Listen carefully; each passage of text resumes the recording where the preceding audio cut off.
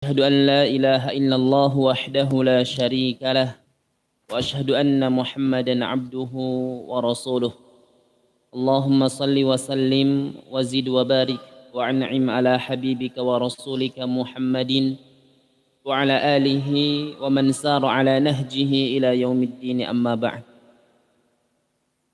Bapak Ibu yang semoga senantiasa dalam lindungan Allah Subhanahu wa taala. Kita bersyukur kepada Allah Subhanahu wa taala di malam ini. Allah Subhanahu wa taala masih banyak melimpahkan nikmat-nikmatnya kepada kita, terutama nikmat iman dan Islam. Di mana nikmat ini ketika di akhir zaman adalah nikmat yang sangat mahal sekali. Bahkan kita diperintahkan oleh Nabi SAW atau diibaratkan oleh Nabi SAW untuk berpegang teguh dengan agama di akhir zaman itu seperti kaqabidil jamr, seperti orang yang menggenggam bara api, dan kita harus sabar dengan itu. Ibarat kita genggam bara api, kalau nggak sabar panas dilempar itu. Demikian kita dalam beragama.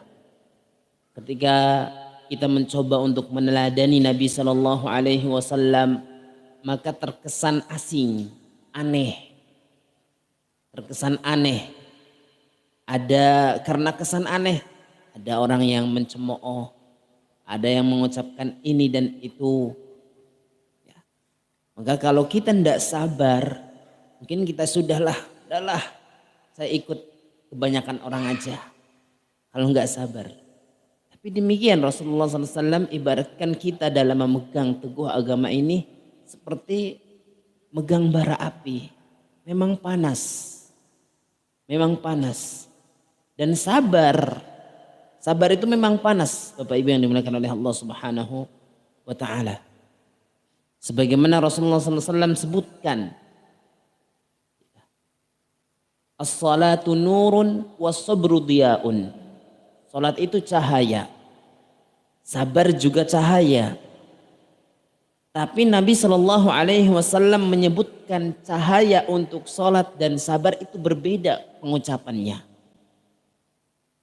Kalau salat nur, cahayanya adalah cahaya yang tidak membawa panas.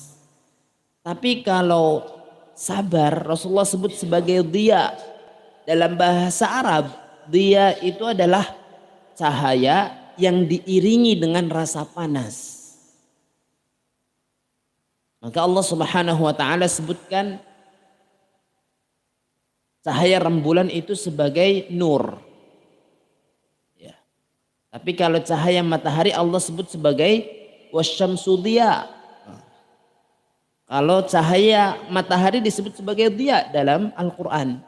Karena memang cahayanya panas. Nah, ketika kita memegang teguh agama ini, diibaratkan menggenggam bara api. Karena memang panas rasanya. Kita harus sabar. Memang harus sabar. Dan Islam itu datang dengan terasing dan akan kembali asing pada saatnya. Bapak Ibu yang dimuliakan oleh Allah Subhanahu wa taala, tidak lupa salawat dan salam kita curahkan kepada baginda kita Nabi Muhammad sallallahu alaihi wasallam. Juga kepada para sahabat, para tabi'in, tabi'ut tabi'in, dan kepada siapa saja yang berjalan di atas petunjuknya hingga hari kiamat kelak. Malam ini insyaallah kita akan membahas terkait Nabi sallallahu alaihi wasallam. Satu hal yang sangat penting kita bahas karena manfaat dari mengenal, mengetahui tentang bahkan fisik Nabi Shallallahu Alaihi Wasallam itu sangat penting sekali, ya, sangat sekali penting. Oleh karena demikian, sebelum kita masih kedengeran suara kolong ya, sebelum kita menyebutkan, sekalipun tidak semua kita sebutkan ya, tentang di antara fisik atau ciri fisik Nabi Shallallahu Alaihi Wasallam, kita akan sebutkan beberapa hal di antara manfaat mengenal fisik Nabi Shallallahu Alaihi Wasallam. Dan ini penting sekali supaya kita juga lebih tergugah untuk mengenal Nabi lebih dekat secara fisik. Tentu lebih-lebih secara ajarannya. Ya, secara fisik saja manfaatnya sudah banyak. Di antaranya mengenal Nabi Shallallahu Alaihi Wasallam itu akan menambahkan iman. Bahkan tidak hanya menambahkan iman, memunculkan iman, mewujudkan iman. Beda nggih. Kalau menambahkan iman, pada dasarnya kita sudah memiliki iman tersebut kepada Nabi Shallallahu Alaihi Wasallam. Namun dengan mengenal Nabi, iman itu semakin bertambah. Para ulama mengatakan al-imanu yazidu wa yanqus. Iman itu naik turun, fluktuatif. Nah, salah satu untuk mencatat iman kita, meningkatkan iman kita adalah dengan lebih mengenal Nabi Shallallahu Alaihi Wasallam.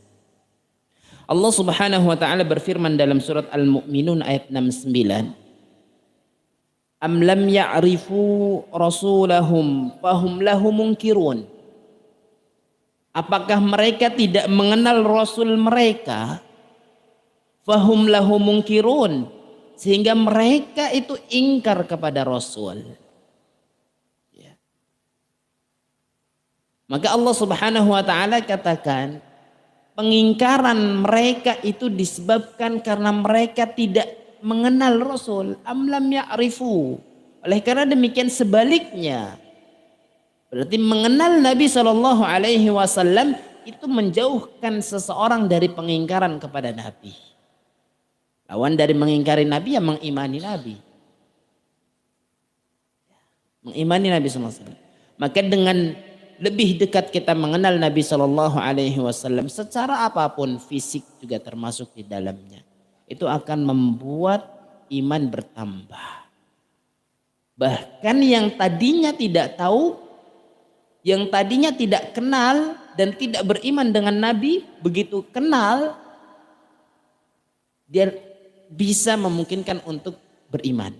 Sebagaimana dikatakan oleh Sa'di dalam tafsir untuk ayat ini.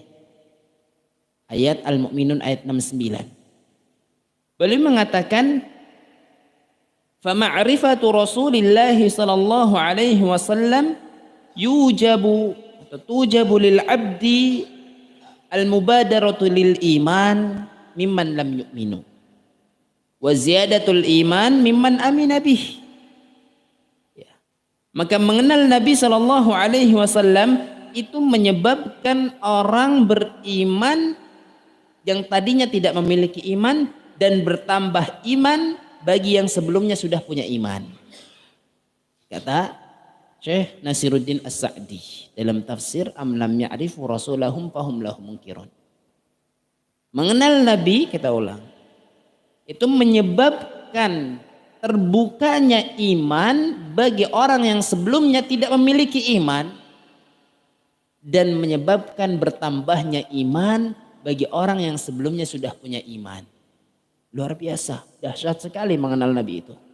Iman yang bertambah. Bukan sekedar pengetahuan, tapi iman. Dahsyat sekali, luar biasa. Bapak Ibu yang dimuliakan oleh Allah Subhanahu wa taala, ini yang pertama, manfaat atau faidah dari mengenal Nabi sallallahu alaihi wasallam. Yang kedua, manfaat dari mengenal Nabi sallallahu alaihi wasallam juga adalah bisa menjadi landasan, patokan ketika kita bermimpi melihat Nabi Shallallahu Alaihi Wasallam. Ya, tentu itu jadi patokan yang utama. Ya, ketika seseorang diberikan oleh Allah satu keutamaan, satu nikmat, berupa bermimpi bertemu Nabi Shallallahu Alaihi Wasallam, maka yang menjadi patokannya apa? Ya, kita mengenal enggak dengan Nabi. Nabi Shallallahu Alaihi Wasallam dalam hadis yang diriwayatkan oleh Imam Bukhari dan Imam Muslim dari sahabat Abu Hurairah, Rasul bersabda, "Man ra'ani fil manami faqad ra'ani haqqan." Ya. Barang siapa yang melihatku dalam tidurnya, artinya mimpi, faqad ra'ani haqqan, sungguh dia betul-betul telah melihatku. Kenapa demikian? Nabi SAW katakan, fa inna syaitan la yatamatsalu bi. Karena setan itu tidak mampu merubah wujud. Tidak bisa merubah wujudnya sebagaimana wujud Nabi SAW. Enggak bisa menyerupai Nabi. Tapi ingat Bapak Ibu, ketika kita bermimpi, dalam mimpi kita ada sosok orang yang mengatakan, saya adalah Nabi Muhammad. Wah, kita kemudian pagi hari dengan sumringahnya, bangganya cerita, tadi malam saya ketemu Nabi. Dari mana tahu Nabi? Ya dia bilang sendiri saya Nabi Muhammad. Kan Nabi Muhammad bilang barang siapa yang mimpi melihatku, dia betul-betul melihatku dalam mimpinya. Itulah wujudku. Kan seperti itu. Ya tadi malam saya mimpi. Maka Bapak Ibu yang dimuliakan oleh Allah Subhanahu wa taala, betul hadisnya tidak menyesatkan kita. Betul hadisnya mengatakan bahwa setan tidak bisa menyerupai Nabi Muhammad. Tetapi adakah hadis yang mengatakan bahwa setan tidak bisa mengklaim dirinya Nabi? Contoh Mas Ismail itu kan. Kang Mail ketemu siapa orang yang sudah kenal gitu kan, sudah ketemu sama orang yang sudah kenal, sama-sama kenal dengan orang itu. Kang Mail sama Mas Agung semuanya. Ini yang saya tahu gitu namanya. Sama Kang Haryono ya.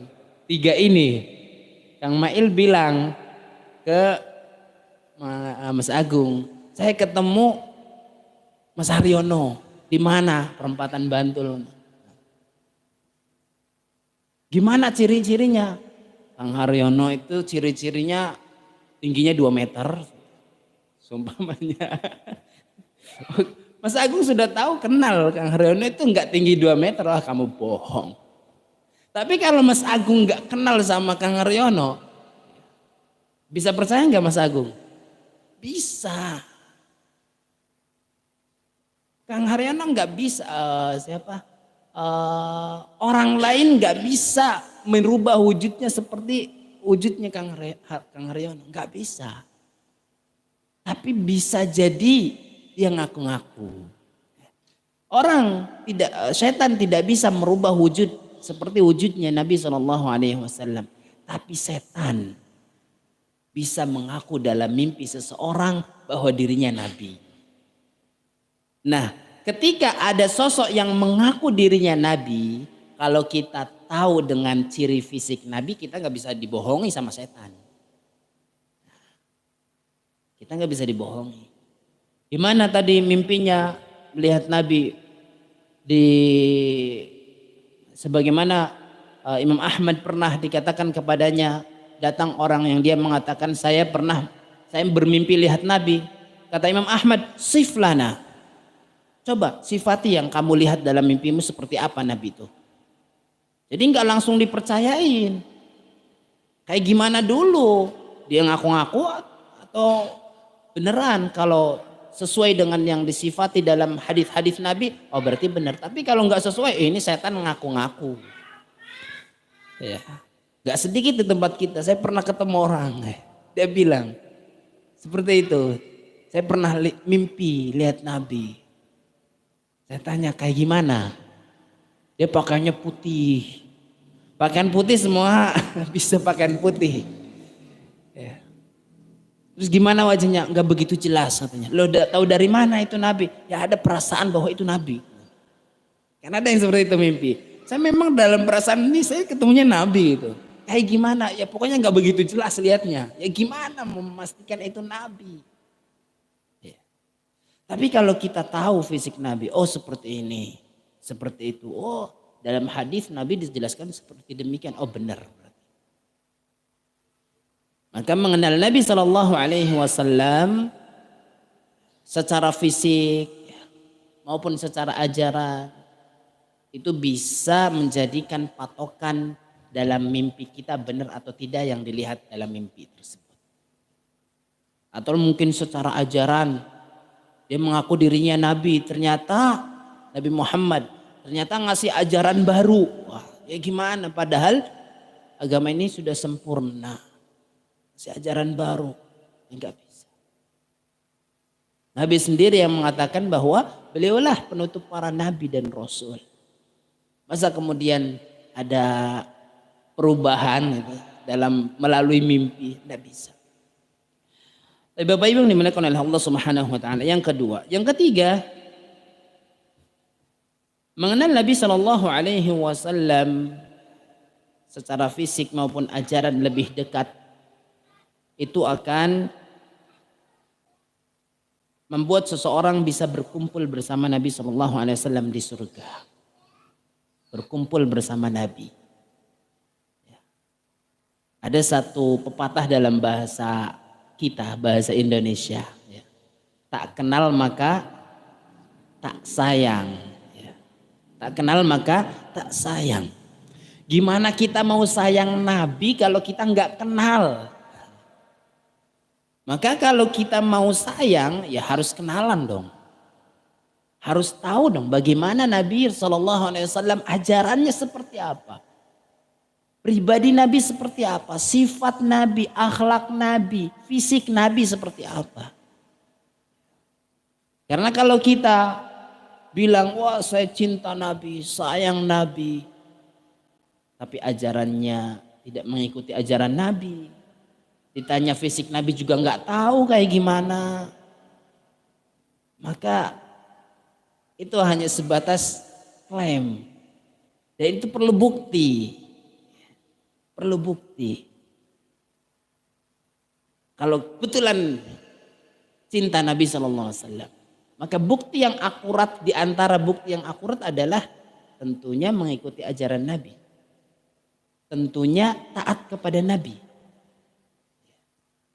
Innal muhibba liman yuhibbu muti'. Sesungguhnya orang yang cinta kepada yang dicintai itu taat. Nah, kalau ada orang bilang saya cinta tapi nggak taat, itu namanya cinta apa? Cinta monyet, cinta bohong-bohongan, nggak beneran cinta. Karena cinta sejati itu taat. Ibu cinta kepada bapak, ke suami, oh. Kalau cinta sejati, oh taat. Sebaliknya juga taat. Innal muhibba liman yuhibbu muti'. Orang yang sifat cinta sejati itu akan taat kepada yang dicintainya. Ya. Kalau kita cinta kepada Nabi SAW, maka harusnya kita taat totalitas kepada Nabi SAW. Setidaknya semampu kita. Karena ya, fattaqullaha mastata'tum, bertakwalah kepada Allah semampu kita. Taat kepada Nabi SAW. Nah, dengan mengenal Nabi Shallallahu Alaihi Wasallam, ya, maka rasa cinta itu pasti akan muncul. Ketika cinta itu ada pada kita, maka Nabi Shallallahu Alaihi Wasallam pernah ditanya oleh sahabat. Hadis ini diriwayatkan oleh dari sahabat Anas bin Malik radhiyallahu an, diriwayatkan oleh Imam Bukhari. Anas cerita, anna rajulan sa'ala an-nabiy sallallahu alaihi wasallam mata sa'ah.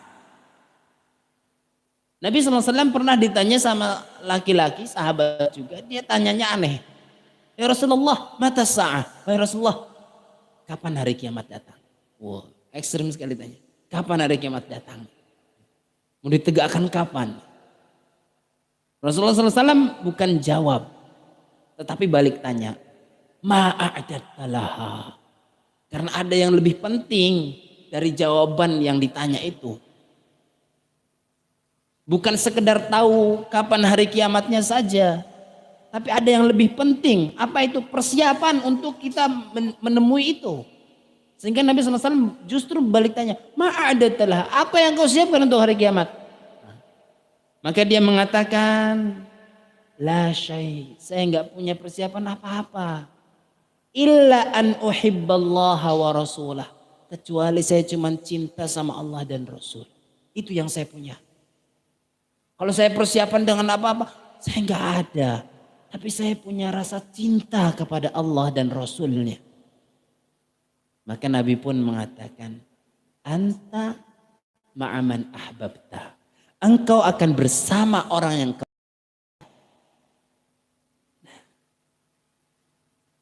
dan kebersamaan yang hakiki kelak di surga. Kalau kita cinta kepada Nabi, Allah akan kumpulkan bersama Nabi SAW. Itu sabda Nabi. Anta ma'aman ahbabta. Kamu suka Nabi ya sama Nabi. Kamu suka orang yang jelek ya sama orang jelek nantinya.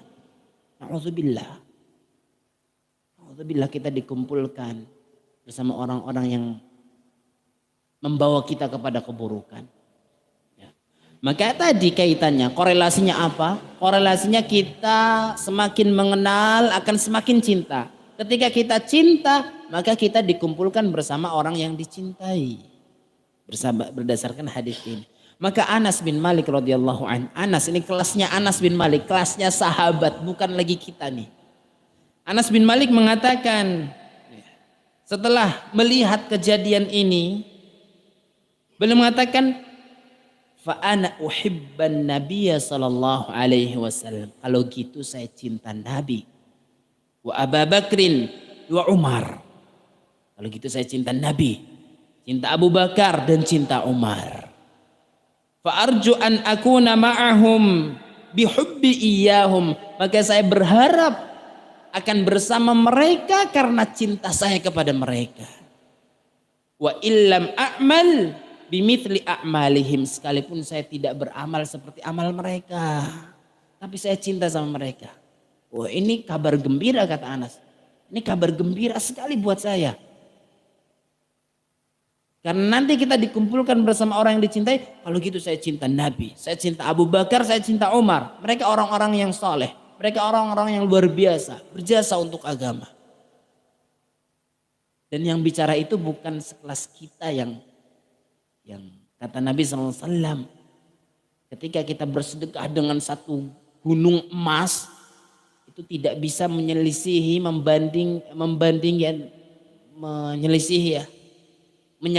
menyetararai ya sedekahnya para sahabat yang satu genggam bahkan setengahnya. Itu Anas yang mengatakan itu. Ya, maka setidaknya sekalipun kita tidak memiliki kualitas amal seperti amalnya para sahabat, tapi kita cinta kepada para sahabat. Apalagi kepada Nabi SAW. Dengan itu kita berharap Allah akan kumpulkan kita dalam surganya. Bapak Ibu yang dimuliakan oleh Allah Subhanahu wa taala. Ini 3 faidah dari mencintai Nabi sallallahu alaihi wasallam atau dari mengenal Nabi sallallahu alaihi wasallam. Kita masuk kepada pembahasan bagaimana Nabi sallallahu alaihi wasallam secara fisik ya. Sebutkan oleh Anas bin Malik radhiyallahu an. Anas bin Malik radhiyallahu an, beliau itu sahabat yang sejak kecil sama Nabi, sejak umur 10 tahun ya. Sama ibunya Malik, Anas bin Malik ini sama ibunya sudah diberikan kepada Nabi, diwakafkan istilahnya ya. Untuk apa? Untuk membantu Nabi. Jadi Anas bin Malik itu orang sosok yang sangat tahu betul bagaimana Nabi SAW. Tahu betul bagaimana Nabi.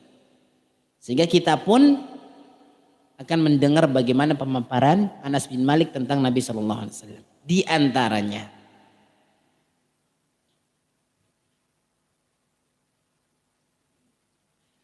beliau mengatakan kana Rasulullah sallallahu alaihi wasallam laisa bitawilil ba'in.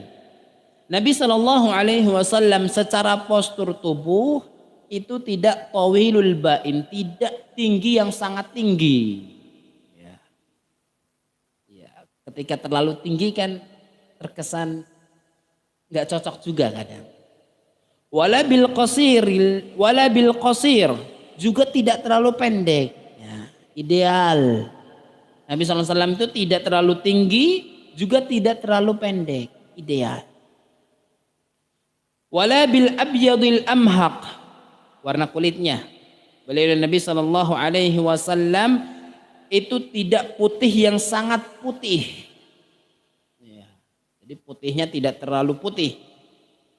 Wala bil adam juga tidak coklat sawo matang. Walau mungkin tidak, kalau kita umumnya sawo matang. Sawo matang atau sawo mentah nggak tahu ya. Nabi SAW tidak terlalu putih, tidak terlalu juga ya terlalu sawo matang, enggak sawo matang. Secara warna kulit, secara postur tubuh enggak terlalu tinggi, enggak terlalu pendek. Wala bil ja'dil qatid, ya, rambut beliau tidak keriting. Yang keriting itu keriting jelas ya, keriting itu keribo gitu ya. Wala bisabti juga tidak lurus. Enggak keriting, enggak lurus. Nah, nanti kalau ada orang yang bilang saya tadi mimpi lihat Nabi. Gimana Nabi SAW? Oh, rambutnya ribo. Wah, otomatis bukan. Itu siapa itu? Allah alam siapa? Setan yang ngaku-ngaku. Ya. Jelas Nabi sudah jelas di sini. Atau rambutnya lurus. Kesan di tempat kita kan rambut lurus itu yang bagus katanya. Sampai ada yang dilurus-lurusin gitu kan. Ternyata rebonding ya, yang tadinya nggak terlalu lurus padahal bagus, dilurusin biar jadi lurus banget. Ternyata Nabi SAW sebagai sosok orang yang memiliki badan yang sangat bagus, hasanul jismi, ya, badan yang sangat bagus. Ternyata rambut beliau itu tidak terlalu lurus, juga tidak keriting.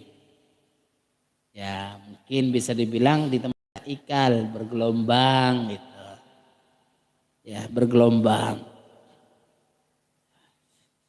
Kemudian beliau katakan ba'athahullahu ala ra'si arba'ina sanah. Beliau diutus oleh Allah Subhanahu wa taala di umur 40 tahun. Fa'aqama bi Makkah 10 sinin, beliau tinggal di Mekah setelah diutus selama 10 tahun, wabil Madinati 10 sinin, dan di Madinah itu 10 tahun juga. Dalam riwayat lain 13 tahun. Ya, sehingga totalnya jadi 63 tahun. 10 tahun Mekah, 13 tahun Madinah. Wa tawaffahu Allahu ala ra'si sittina sanah, dan beliau Nabi sallallahu alaihi wasallam diwafatkan di umur yang ke-90 tahun kalau dalam riwayat ini. Wa laisa fi ra'sihi wa lihyatihi 20 sya'ratan bayda, dan dalam rambut beliau juga di janggut beliau itu tidak ada sya'ratun bayda, tidak ada uban, melainkan hanya kisaran isrun, kisaran 20. Jadi kalau ada yang mimpi gimana rambut beliau, wah putih bersih. Wah padahal kata Anas ketika beliau meninggal, laisa fi ra'sihi wa lihyatihi illa isruna illa asyarat, illa isyruna, melainkan walaysa fi ra'sihi wa lihyatihi 20 sya'ratan bayda, melainkan dalam rambut maupun dalam janggut beliau hanya kisaran 20 rambut putih. Luar biasa nih, bukti cinta. Bukti ini pesan tersirat, yang bukti tersirat di mana para sahabat itu sangat cinta kepada Nabi. Apa itu? Mereka tahu berapa jumlah uban. Bayangkan uban. Ibu yang cinta sama bapak, berapa ubannya, Pak?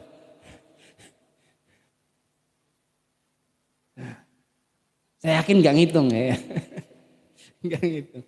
Ini para sahabat itu, ini membuktikan begitu cintanya kepada Nabi SAW. Sampai ubannya pun tahu kisaran berapa.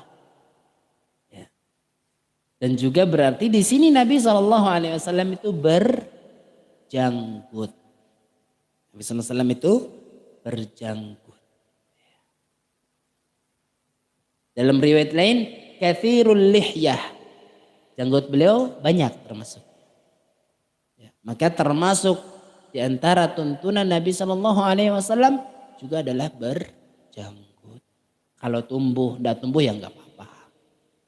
Tidak dipaksain. Nabi SAW berjanggut. Ya, ini salah satu tuntunan. Kalau ada yang bilang saya mimpi lihat Nabi, gimana Nabi SAW wajahnya bersih. Bersih sampai nggak ada janggutnya sama sekali. Wah, ini jangan-jangan orang Indonesia yang dilihat. Padahal Nabi SAW itu ternyata berjanggut. Ya. Bapak Ibu yang dimuliakan oleh Allah SAW. Ya. Dan Rasulullah bersabda, khaliful Yahud. Selisihi orang-orang Yahudi. Di mana mereka itu memelihara kumis, memotong janggut. Ada yang tanya, saat bukannya orang Yahudi, coba lihat sekarang. Panjangan janggutnya atau kumisnya? Oh, panjangan janggutnya sekarang. Lihat coba orang Yahudi, janggutnya panjang-panjang. Oh, berarti kita harus potong janggut supaya menyelisih mereka. Waduh, gimana nih jawabnya? Gimana jawabnya nih? Kan tadi suruh menyelisih orang Yahudi. Yang orang Yahudi pada zaman Nabi itu cukur janggut, pelihara kumis. Nah, zaman sekarang sudah berubah. Sabda Nabi sudah dirubah juga apa gimana nih? Jawabannya enggak, sabda Nabi tetap sabda Nabi. Dan syariat Nabi sudah sempurna sejak Nabi wafat. Tidak ada kemudian perubahan. Oh, sekarang Yahudi sudah berjenggot. Sekarang kita jangan. Oh, enggak ada.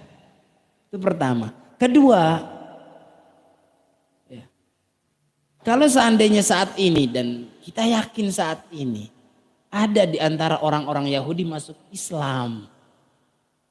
Lalu kalau kita kekeh memberlakukan tadi khaliful Yahud, mereka masuk Islam, kita masuk Yahudi itu. Tukerahan. Yang enggak bisa. Ini sudah jelas. Dan kemudian orang Yahudi ada yang sholat, oh kita nggak sholat itu supaya kita beda dengan Yahudi. Tidak demikian. Ya. Hal ini masih tetap berlaku. Ya. Baik, ini salah satu tuntunan. Kemudian Bapak Ibu yang dimuliakan oleh Allah Subhanahu wa taala. Tadi kita berbicara tentang rambut Nabi. Bagaimana rambut Nabi sallallahu alaihi wasallam? Maka disebutkan dalam hadis yang diriwayatkan oleh Imam Bukhari dan Imam Muslim. Di antara sifat rambut Nabi, beliau dikatakan oleh Al-Barra bin Azib, sahabat Nabi juga. Beliau mengatakan, Nabi SAW lahu sya'run yadribu mankibai.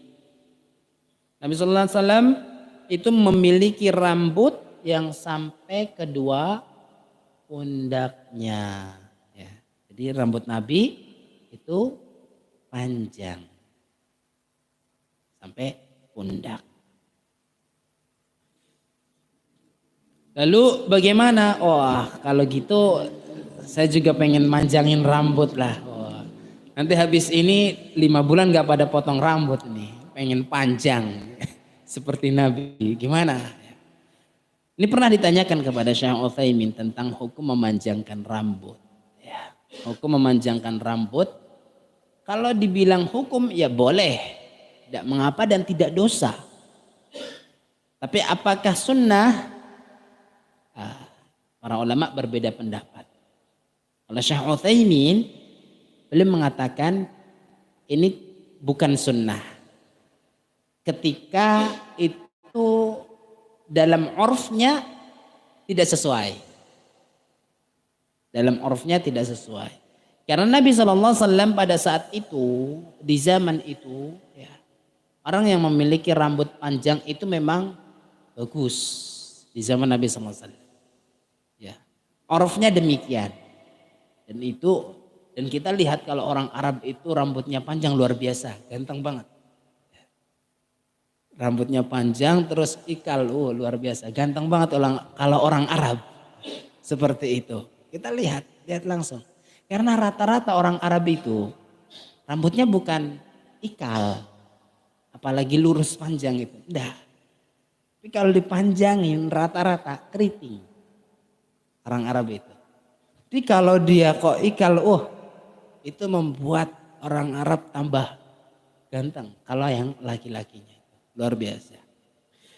Memang cocoknya demikian, luar biasa. Baik, demikian di antara sifat rambut Nabi SAW. Berikutnya tentang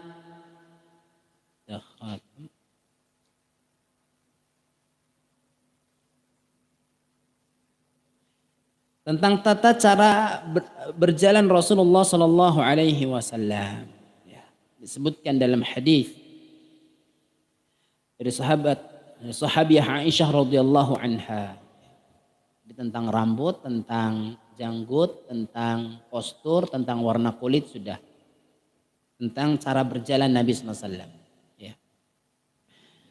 Aisyah radhiyallahu anha, beliau istri Nabi SAW, beliau mengatakan, "Kana Rasulullah sallallahu alaihi wasallam yuhibbu tayammuna fi tuhurihi idza tatahhara wa fi tarajjulihi idza tarajjala wa fi inti'alihi idza ta'ala." Nabi sallallahu alaihi wasallam itu cinta, suka mengedepankan bagian kanan. Ketika beliau bersuci, beliau dahulukan bagian kanan. Ketika beliau melangkah, beliau mendahulukan langkah kaki bagian kanan. Dan ketika beliau menggunakan sandal, beliau mendahulukan menggunakan sandal bagian kanan. Ya. Dan wa fi sya'nihi kullih, dalam riwayat lain Aisyah mengatakan dalam semua urusannya beliau suka mendahulukan bagian kanan. Ya. Dia suka mendahulukan bagian kanan. Jadi jalannya itu mendahulukan bagian kanan. Ketika mau pakai kaos kaki, pakai sendal, pakai sepatu, maka yang didahulukan pertama adalah bagian kanan. Ya, Nabi SAW. Dan dalam riwayat lain beliau dikatakan idza masya yatakaffa. Kalau beliau jalan itu tegak. Jalannya enggak nunduk. Lesu, kelihatan lesu, ya. Enggak semangat. Beliau kalau jalan tegak. Bahkan dalam riwayat lain disebutkan kalau beliau jalan itu seperti menuruni ya jalan yang turun itu. Jadi kokoh gitu, langkahnya itu kokoh. Nggak letoy. Sekarang tuh yang anak-anak muda nih lagi viral, laki-laki bertulang lunak. Nauzubillah ya. Jangan seperti itu. Laki-laki itu perkasa. Nabi perkasa, Nabi SAW. Umar bin Khattab perkasa. Dilatih. Bukan lenggak-lenggo. Lenggak-lenggo apalagi udah gitu berpakaian wanita. Dan Rasulullah bersabda, la'anallahu ar-rijal, la'anallahu an-nisa.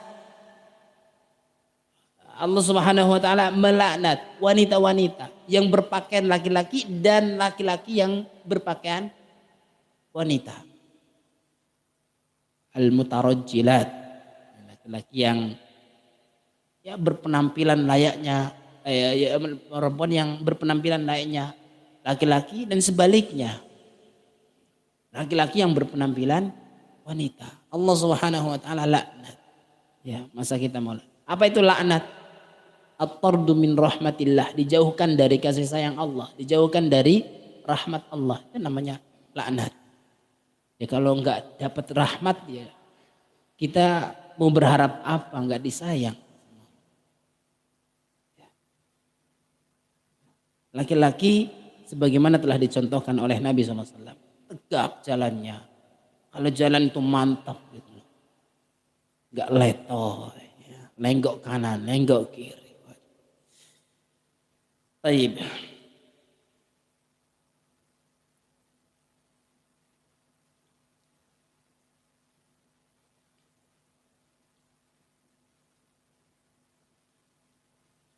Jam berapa nih, Ge? 23.2 sudah ternyata. Ngapunten.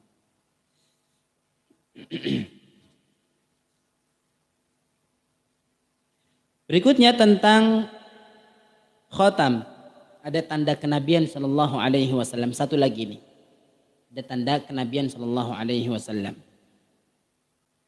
Nabi sallallahu alaihi wasallam disebutkan ya, dalam hadis dari sahabat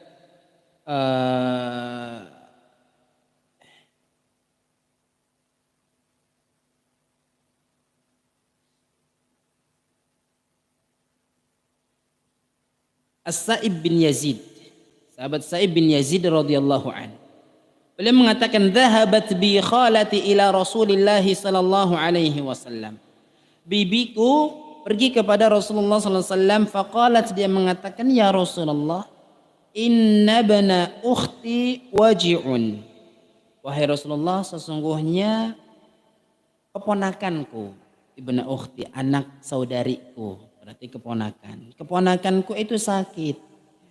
Famasaha Rasulullah sallallahu alaihi wasallam ra'si wada'a li bil barakah. Kemudian Nabi sallallahu alaihi wasallam mengusap kepalaku dan beliau berdoa untukku keberkahan.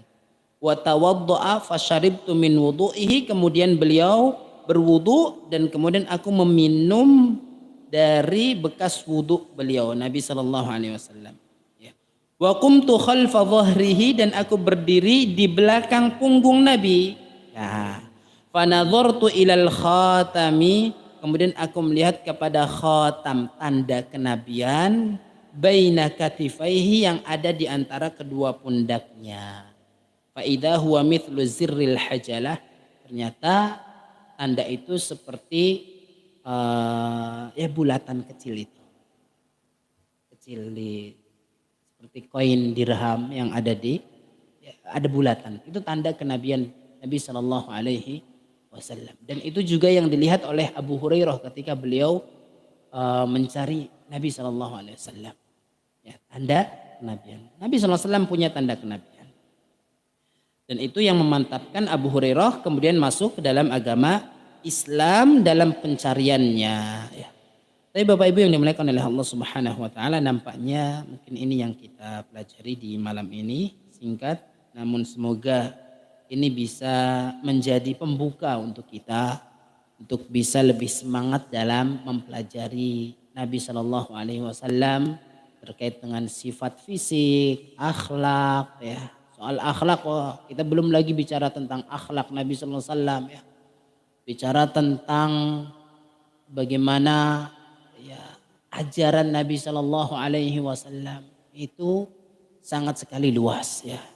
Namun yang singkat ini semoga bisa menyemangati kita untuk bisa membuka wacana, membuka ya ajaran-ajaran Nabi Shallallahu Alaihi Wasallam ke depannya. Ya, amin ya rabbal alamin. Kurang lebihnya kami mohon maaf dan kita tutup dengan doa kafaratul majlis. Subhanakallahumma bihamdik asyhadu an la ilaha illa anta astaghfiruka wa atubu ilaik. Wal 'afwu minkum. Wassalamualaikum warahmatullahi wabarakatuh.